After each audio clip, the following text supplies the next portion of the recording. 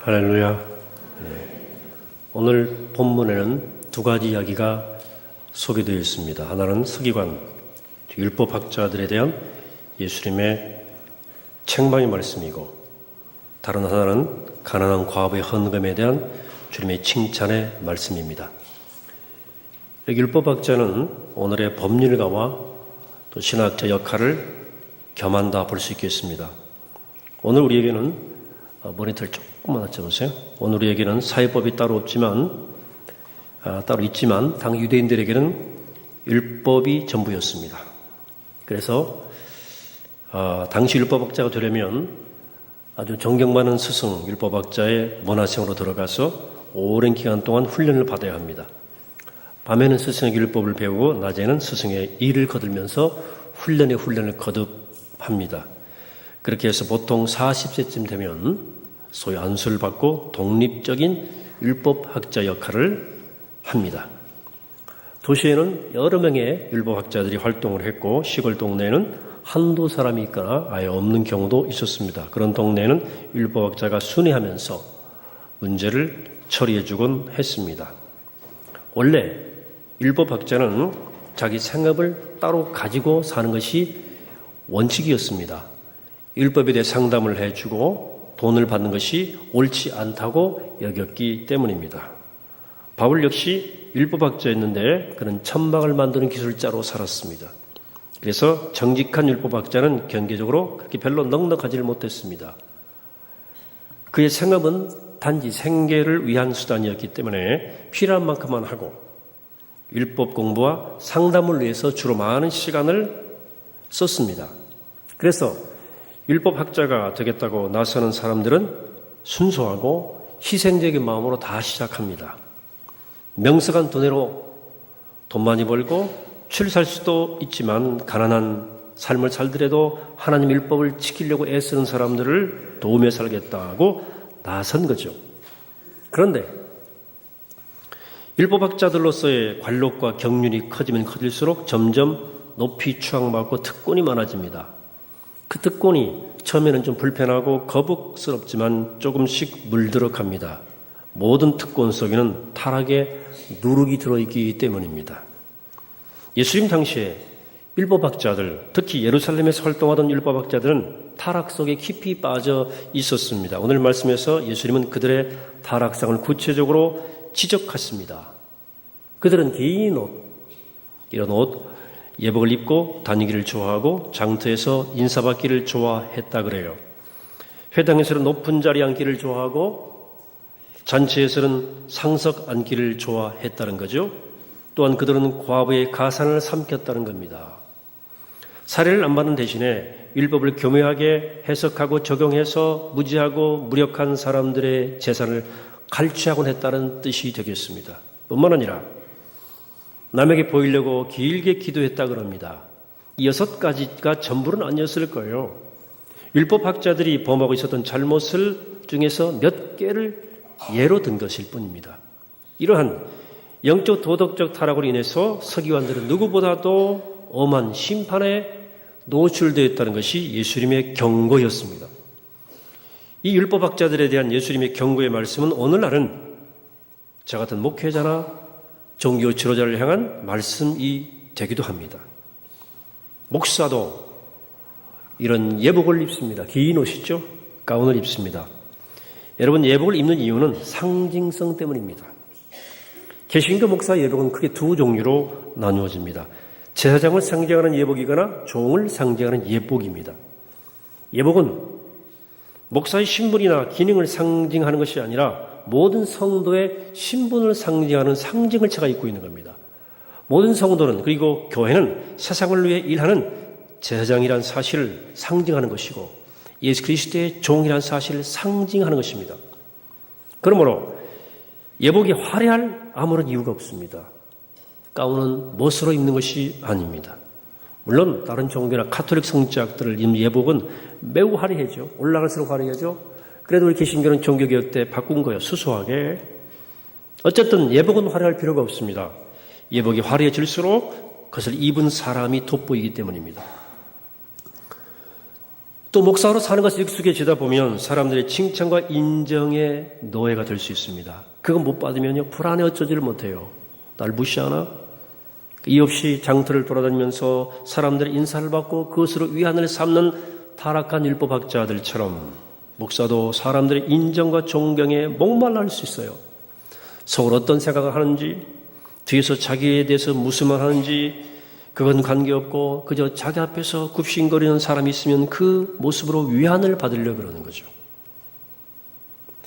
율법학자들이 회당이나 잔치자리에서 높은 자리에 앉기를 좋아했던 것처럼 목사로 살다 보면 윗자리에 앉는 것을 당연시하는 위험에 노출되기 쉽습니다. 각종 모임에 식탁을 차려놓으면 항상 목사님 먼저 하세요, 이렇게 말을 합니다. 때로 주위에 연로하신 분들이 많을 때는, 제가 젊을 때는, 지금 젊지만 사역을 해보았지만 자꾸 앞으로 내미니까 할 수 없이 송구함으로 무릅쓰고 맨 앞에 서는 거예요. 문제는 그것을 반복하다 보면 마치 나한테 그런 자격이 있는 것처럼 당연시하고 나중에는 그렇게 대접해주지 않으면 불쾌하게 생각합니다. 율법학자가 가난한 과부의 가산을 삼킨다고 했는데 목사도 그런 잘못을 범할 수 있습니다. 목사가 받는 사례비는 교인들의 헌금에서 나오죠. 그 헌금은 넉넉한 분들이 드리는 것도 있겠지만 가난한 교인들이 드리는 것도 많습니다. 그렇기 때문에 목회자가 물질에 대한 욕심에 빠져 살면 안 됩니다. 그렇게 되면 그것은 가난한 과부의 가산을 삼키는 것과 같은 잘못입니다. 그렇기 때문에 목사는 놀아도 마음껏 놀 수 없고 즐겨도 마음껏 즐기지 못하는 뭔가 굴레 같은 것이 있어요. 때로 벗고 싶은 굴레이지만 그 굴레를 벗어버리는 순간 타락하기 쉽습니다. 그래서 이 스톨, 영대를 걸고 있는 것입니다. 이 영대 스톨은 멍해를 상징합니다. 명예가 아니라 멍해를 상징합니다. 지도자는 이 멍해를 지닌 사람이에요. 자신의 믿음을 과시하려고 길게 기도하는 율법학자들처럼 목사도 신앙생활을 사람들에게 보이고 싶은 유혹에 늘 노출되어 있습니다. 믿음의 초점은 하나님과 나와의 관계입니다. 그래서 예수님은 기도할 때마다, 금식할 때 혹은 구제할 때 다른 사람이 모르게 하라, 엄밀히 해라, 이렇게 말씀했습니다. 숨겨라.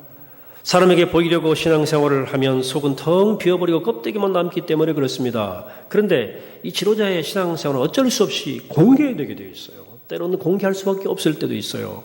그런 상황에서 마음의 초점을 오직 하나님께 두고 사람들에 의해 인정받기 위해서가 아니라 하나님과의 관계 속으로 깊이 들어가는 일은, 집중하는 일은 매일 싸워야만 하는 영적인 투쟁인 것입니다.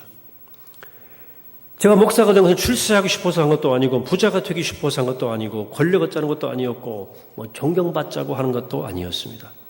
제가 목사로서 부르심에 응답한 것은 하나님께서 저에게 부어주신 은혜가 커서 저를 지어주신 은혜, 저를 부르신 은혜, 나를 구원하신 은혜, 저를 아들 삼으신 은혜, 저의 죄를 용서하신 그 은혜, 또 저를 거란 저를 쓰시는 그 은혜에 응답하기 위한 것이었습니다. 저만이 아니라 대부분의 목회자들이 그러할 것입니다. 그런데 아무것도 바라지 않고 온전히 나를 드리겠다고 나선 목사의 자리인데 그 자리에 서고 보니까 그 자리가 영적으로 매우 위험한 자리라는 사실을 깨달아갑니다. 제가 받은 구원을 완성하고 제가 아는 복음을 더 많은 이들에게 나누어 구원에 이르게 하려고 목사가 되었는데 그 자리가 가장 혹독한 심판날에 노출되어 있는 자리임을 알게 된 거죠. 그러니까 오늘 본문 같은 율법학자들에게 주신 예수의 말씀들은 비수 같은 말씀으로, 정말 듣고 싶지 않은 말씀으로 들려지는 것입니다. 그런데 제 말을 쭉 들으면서 속으로 이렇게 생각하는 분들이 계실지 모르겠습니다. 아, 내가 목사가 아니길 얼마나 다행인가. 목사님 삼가 조의를 표하나이다. 안심하지 마시기 바랍니다. 하나님 말씀은 누구에게나 던지는 메시지가 있습니다. 하나님 말씀을 읽으면서 혹은 들으면서 우리는 언제나 나에게 주시는 메시지가 무엇일까를 꼭 물어야 됩니다. 율법학자들에게 주신 말씀은 얼른 보면 목사들에게나 해당하는 것 같지만 곰곰이 묵상해 보시면 예수 그리스도를 믿는 사람이면 누구나에게 해당되는 말씀입니다. 율법학자들이 예복을 입고 다니기를 좋아하고 장터에서 인사받기를 즐기면서 회당이나 잔치자리에서 상석 앉기를 탐하고 길게 기도한 이유가 무엇입니까? 신앙생활을 하면서 그들의 초점이 다른 사람에게 인정받는 것에 있었기 때문입니다. 어떻게든 내 믿음이 특별하다는 사실을 드러내고 싶으니까. 그래, 존경도 받고 박수도 받고 싶었기 때문 아니겠습니까? 나한테는 그런 일이 없다고 자신하지 마시기 바랍니다. 우리 누구도 예외 없이 우리들의 마음은 다 부패이기 때문에 그렇습니다. 그렇기 때문에 오직 하나님만을 믿고 섬긴다고 다짐을 했는데도 어느 사이에 사람들의 인정과 존경에 목말라서 허덕거리는 나를 발견하게 되는 것입니다. 이런 욕은 직분이 커감으로 따라서 점점점 심각해집니다. 집사에서 권사로, 권사에서 장로로 직분이 커진다는 말은 점점점 낮아져서 더 많은 사람을 섬기라는 뜻인데 이걸 계급 상승으로 오해하는 분위기가 한국교회에 팽배합니다. 많은 교회들 가운데 직분 싸움 때문에 많은 교회가 얼마나 많은지 모릅니다. 어려움 겪어요. 직분 문제로 시험 들어서 교회를 전전하는 사람들이 얼마나 많습니다. 한국교회에. 우리 교회도 한때는 그런 문제가 있었는지 모르겠어요. 그러나 지금은 뭐 또 다른 문제가 있는데 우리 교회는 직분을 얻겠다고 나서는 사람이 없어요. 그럼 좋긴 좋은데 직분을 맡겨도 사양하는 분들이 있어요. 뭐 자신이 없겠지 물론 뭐 각 다 이유가 있어요. 그 모든 이유를 존중하지만 가장 좋은 것은 주어지는 직분은 겸손하게 받아들이고 더욱더 낮아져 더 많이 섬기는 기회로 삼으면 되는 거예요. 목사로 사는 것이 영적으로 가장 위험한 자리에 서는 것이지만 누군가 그 자리에 서야 할 것 아닙니까? 이 자리에. 이거 위험하다고 모두가 다 피하면 하나님께서 교회를 통해서 하실 일은 어떻게 되는 것입니까? 그렇기 때문에 이사야의 경험처럼 내가 누구를 보낼까? 누가 우리를 대신하여 갈까? 하는 말씀을 듣고 주여 내가 여기 있나이다. 나를 보내소서 라고 대답하는 사람들이 있어야 됩니다. 그리고 그 길을 가는 동안 타락하고 오염되지 않도록 늘 자신을 지킬 수 있어야 됩니다. 모든 직분이 마찬가지입니다. 직분이 커질수록 영향력이 커질수록 영적으로는 아주 위험해지는 거예요. 하지만 누군가 그 자리에 서야 됩니다. 주어지는 책임을 아멘하고 한 심정으로 받아들여야 됩니다. 다만 늘 깨어 있어서 목소리에 힘이 들어가고 나를 드러내고 싶어하고 주장하고 싶은 태도에 빠지지 않도록 나를 지켜내셔야 됩니다. 그렇지 않으면 율법학자의 잘못에 똑같이 빠집니다.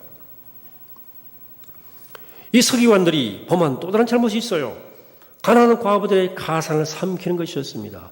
율법학자들은 율법에 대해 잘 모르는 평민들을 상담해 주면서 율법을 살짝 틀어가지고 이상하게 이용해서 무지몽매한 이들의 재산을 삼키기도 했습니다. 그들은 율법을 통해서 하나님을 섬긴다고 했지만 실은 율법을 이용해서 이득을 취한 거죠. 그래서 저 같은 영적 지도자들은 늘 스스로에게 물어봐야 됩니다. 혹시 내가 주님 때문에 얻는 이익이 내가 주를 위해 드린 희생보다 더 큰 것이 아닌가 물어봐야 됩니다.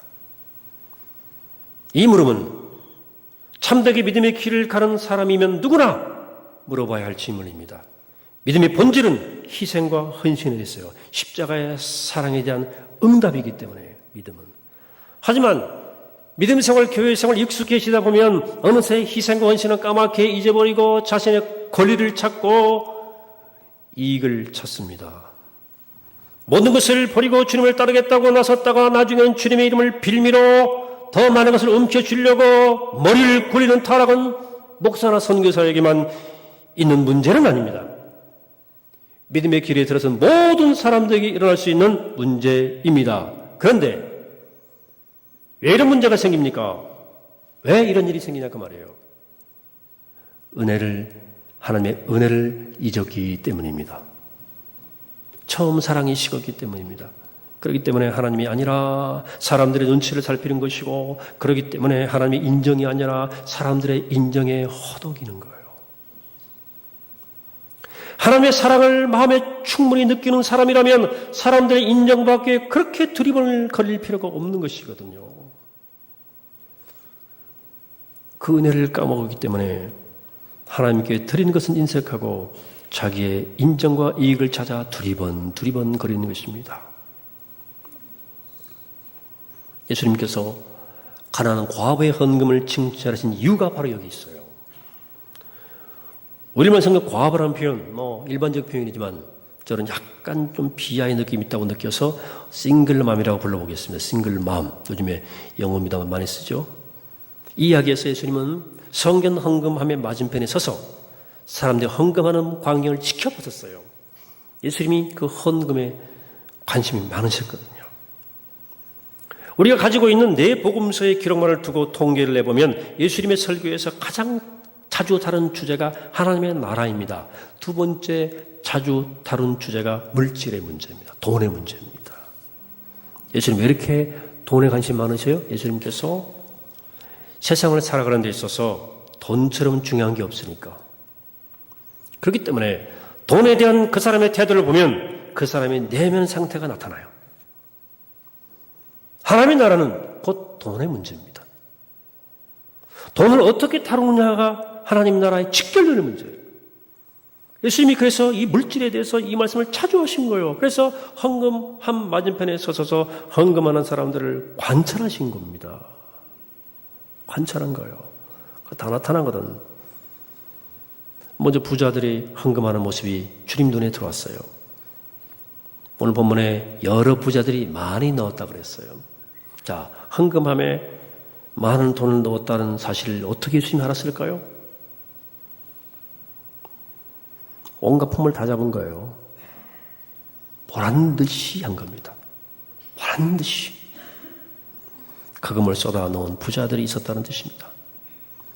헌금을 하나님께 드리는 것인데 보란 듯이 한 거예요. 사람들한테 보이기 위해서 헌금을 한 거예요. 혹시나 그 사람들이 율법학자들이 아니었을까 싶습니다. 어쨌든 그 부자들은 율법학자들과 마찬가지로 변질된 타락한 오염된 신앙 상태에 있었던 것이죠. 근데 그들 중에 가난해 보이는 싱글맘이 섞여 있었어요. 그 여자가 누가 볼까 무서워서 서둘러 헌금을 하고 사라져요. 그가 드린 헌금은 2렙돈이었어요. 2렙돈은 당시에 유통되던 화폐 단위의 가장 낮은 단위의 동전입니다. 그 2렙돈이면 한 끼 식사 겨우 할 만한 음식 잘 만한 작은 돈입니다. 그 모습 보신 주님께서 오늘 본문에 이렇게 말씀하십니다. 43절에서 예수께서 제자들을 불러 다가 이르시되 내가 진실로 너에게 이르노니 이 가난한 과부는 헌금함에 넣은 모든 사람보다 많이 넣었도다. 그들은 다 그 풍족한 중에서 넣었거니와 이 과부는 그 가난한 중에서 자기의 모든 소유 곧 생활비 전부를 넣었느니라 하시니라. 하나님께 드린 헌금의 무게는 액수에 의해 결정되는 것이 아니라 드린 사람에게 그것이 얼마나 큰 것이냐에 따라 결정된다는 거죠. 빌 게이츠 같은 사람이 100만 달러, 10억 좀 넘겠죠? 헌금했다. 액수로는 굉장히 큰 액수예요. 하지만 그 사람한테는 100만 달러는 있으나 없으나 별 차이가 없는 액수입니다. 그만큼 부자예요. 하지만 근근히 하루 벌어 하루 먹는 사람이 10만 원, 100달러 헌금했다. 그건 엄청난 액수입니다. 빌 게이츠 100만 달러보다 훨씬 큰 거예요. 그러니까 예수님께서 이 과부의 헌금이 부자의 헌금보다 더 크다. 칭찬한 건 맞습니다. 그런데 이건 이해가 가는데 이해하기 어려운 대목은 따로 있습니다. 예수님이 고아와 과부 그리고 가난하고 병든 사람들의 형편에 대해서 지극한 관심과 애정을 가지고 계셨습니다. 그들이 먹을 것이 없고 굶고 입을 것이 없어 헐벗고 사는 것에 대해 마음 아파하시고 좀 더 가진 사람들에게 그런 사람들은 돌봐줘라 하고 말씀하셨어요. 그런 예수님이 가난한 싱글맘이 자기에게 있던 돈 전부를 헌금한 것을 칭찬했다? 조금 이해가 안 돼요. 그렇게 하고 나면 그 여자는 그냥 그날 굶어야 되거든요. 그렇다면 칭찬할 것이 아니라 좀 말레하지 않았을까요? 물론 그 여인이 매일 그렇게 자신에게 있는 모든 돈을 다 갖다 헌금하게 털어놓았다면 말리는 것이 옳습니다. 그렇게 사는 것은 하나님께서 원하시는 것이 아닙니다. 하나님은 책임적이고 규모 있는 경제 생활을 우리에게 기대하시는 분입니다. 대책이 있어야 할 거 아니에요. 예수님께서 이 여인을 칭찬한 것을 보면 이 여자에게는 반드시 무슨 특별한 사연이 있었던 거예요. 가령 이 여자가 가난한 형편이었지만 예루살렘 성전에 가서 제사 한번 드리기를 간절히 소원했을지도 모르겠어요. 그렇게 벼르다가 마침내 성전에 오게 되었습니다. 성전에 들어서서 하나님의 은혜가 그 여인의 마음을 압도했을 겁니다. 이 여인이 그 은혜와 사랑에 압도되어서 그날 먹을 음식을 포기하고 내가 가진 모든 것을 하나님께 드렸을 것입니다. 꼭 이런 사정이 아닐지라도 반드시 어떤 내적 사정이 있었을 것입니다. 그러면 여러분, 내가 가난하다고 혹은 경제적으로 쪼들린다고 해서 하나님께 드릴 것이 면제된다고 생각한다면 혹시 하나님의 은혜를 망가한 것이 아닌지를 돌아보셔야 됩니다. 헌금은 돈 많은 사람이 하면 되지. 돈 많은 사람들이 하면 되지 뭐. 하나님께서는 인간성을 병들게 하는 가난에 대해서 매우 마음 아파하지만 가난하다고 해서 그걸 핑계 삼아서 물질에 집착하는 태도를 전혀 원하지 않습니다.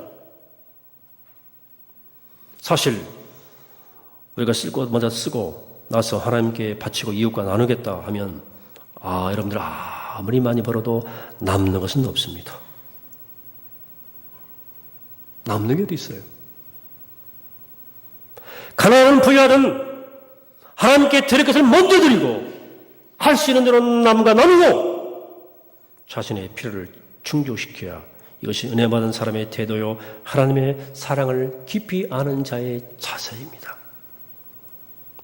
예수님께서 율법학절에 대해서 주신 경고의 말씀과 가난한 싱글맘에 대해서 주신 칭찬의 말씀은 우리 모두의 믿음을 돌아보게 만듭니다. 목사인 저 같은 사람한테는 처음 가고자 했던 그 방향으로 네가 지금 제대로 가고 있냐? 너 중간에 딴 길로 들어선 것 아니냐? 두렵고 떨림으로 돌아봐야 됩니다. 바울 사도가 타락한 전도자들을 향해서 하나님 말씀을 팔아서 먹고 살아가는 창사꾼이라고 말했는데 제가 그 지경에 빠지지 않았는지를 스스로를 돌아봐야 됩니다. 그리고 사랑하는 여러분, 이 말씀 여러분들에게도 진지하게 자기를 돌아보는 말씀이 되기를 바랍니다.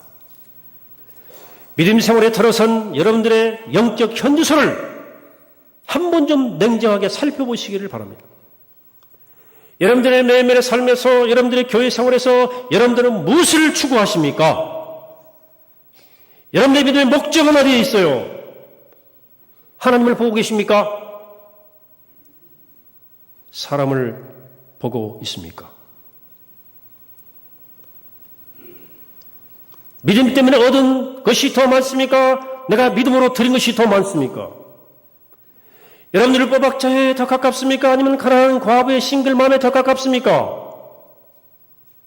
현실적으로 여러분보다 제가 더 위험한 위치에 있기는 하지만 여기 아무도 안전한 사람 없습니다. 그러므로 더욱 깨어 있어야 됩니다. 똑바로 있으면 돼야 돼요. 변질되었다면 다시금 정결해져야 됩니다. 순결해져야 됩니다. 방향이 빗나갔다면 방향을 똑바로 잡아야 돼요. 처음에 그 마음으로 우리의 길을 제대로 걸어갈 수 있도록 영적 투쟁을 계속해야 됩니다. 자, 우리가 믿음의 길에서 조금이라도 빗나가 있다면 무엇이 우리를 제 자리로 돌려주겠습니까? 가난한 싱글맘으로 하여금 하루 끼니를 포기하고 자신에게 있던 모든 것을 바치게 했던 것은 무엇입니까? 은혜입니다. 하나님의 은혜입니다. 하나님의 사랑입니다. 그것이 마음에 가득 차 있었기 때문입니다. 또 무엇이 율법학자들로 하여금 하나님의 율법을 팔아서 먹고 살아가는 창사꾼이 되게 만들었습니까? 은혜를 떠났기 때문입니다. 은혜를 떠나서 길을 잃어버렸기 때문입니다. 하나님이 자신에게 어떤 존재인지를 잊어버리고 그분께 드릴 것을 생각하지 않고 하나님을 통해 얻을 것만 계산하고 있었던 것입니다. 그러므로 우리 모두 다 깨어서 더욱 깨어서 기도하고 찬송하고 말씀을 사모하고 영적으로 사귀고 섬겨야 됩니다. 그래야 하나님의 사랑과 은혜가 우리 마음을 떠나지 않습니다. 여러분, 우리 모두 은혜를 떠나면 길을 잃습니다. 그건 길이 아닙니다. 그 길은. 그러므로 끊임없이 더 큰 은혜를 사모하고 더 큰 사랑을 구하셔야 됩니다. 그래야만 이 구원과 생명에 이르는 이 길에서 길을 잃지 않게 될 것입니다. 주 성령께서 우리 모두의 영혼을 일깨워 주시고 우리에게 그 첫사랑을 회복시켜 주시게 되기를 간절히 바랍니다. 우리의 삶이 제발 주님의 은혜와 사랑에서 결코 떠나지 않게 되기를 바랍니다. 그리하여 하나님의 나라에서는 더욱 큰 부자가 되고 물질에 있어서는 더욱 가난한 마음이 되기를 바랍니다. 하나님의 은혜와 사랑에 누구나 자족하고 감사할 줄 알고 들고 나누기를 기뻐하는 우리 모두가 되기를 바랍니다. 그리하여 지금 여기에서 킹덤 오브 갓, 하나님의 나라를 경험하고 맛보는 우리 모두가 되기를 이 아침에 주의 이름으로 간절히 축원합니다. 기도하겠습니다. 거룩하신 아버지 하나님, 오늘 타락한 서기관들을, 그 율법학자들을 통해서 오늘 나의 모습, 우리의 모습을 보게 하심을 감사합니다. 또 가난한 과부를 통하여서 저희를 부끄럽게 하심을 감사합니다. 하나님, 오늘 저희를 흔들어 깨워주셔서 주님의 사랑을 알게 하시고 그 은혜에 깨어나게 하시고 그 은혜를 떠나지 않게 하시고 그 은혜에 이끌려 믿음의 길 완주하게 하시고 그때까지 늘 자족하며 늘 감사하며 드리고 나누는 일에 넉넉하고 믿음의 길에 승리할 수 있도록 우리 모두를 축복하여 주옵소서. 예수 그리스도 이름으로 기도하옵나이다. 아멘.